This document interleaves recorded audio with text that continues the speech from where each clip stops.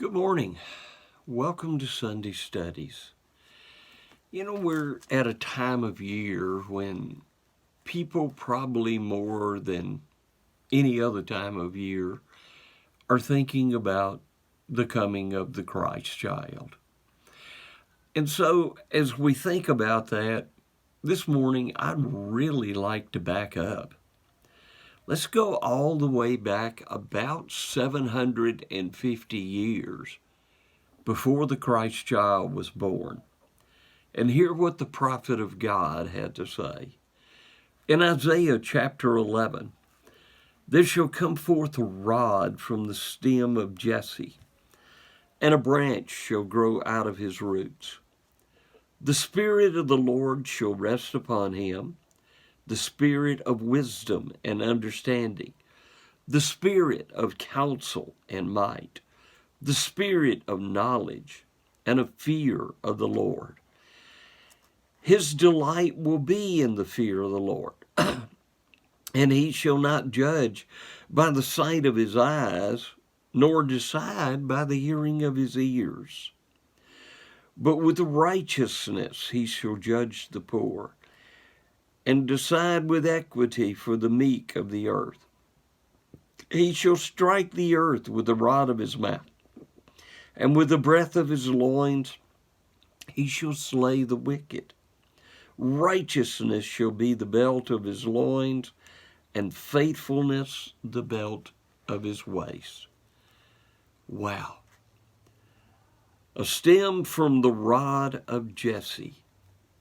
Jesse was David's father.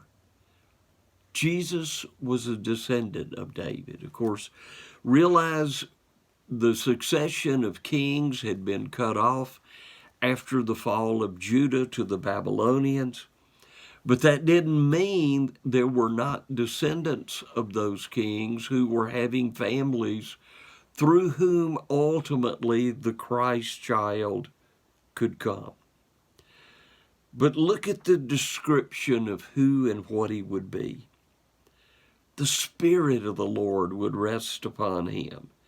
The Spirit of wisdom, understanding, counsel, might, knowledge, and fear of the Lord. Fear of the Lord is one of the themes, if you've been listening to our Wednesday wisdom studies, that we have been discussing out of the book of Proverbs. Though Solomon may not have possessed that, obviously Jesus did. And Jesus delighted in reverencing God. Especially read the Gospel of John. It is so amazing that I came not to do my will, but the will of him who sent me. My words are not mine, but his who sent me. Jesus is all about God. He came to be God's representative on earth, God's Son on earth.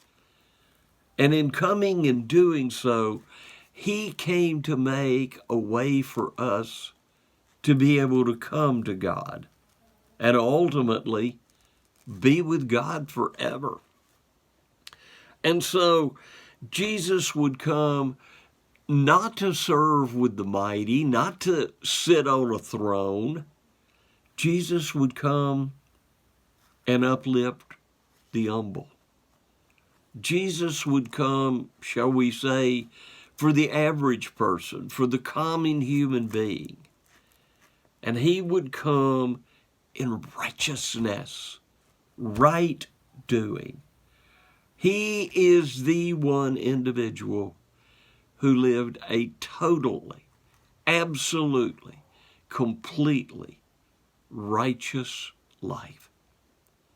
And because he did, he could become the perfect sacrifice to take away the sins of the world. And in Isaiah chapter 53, some years later, Isaiah will talk about the important work that the Messiah did in satisfying the wrath of God and taking the sin of the world.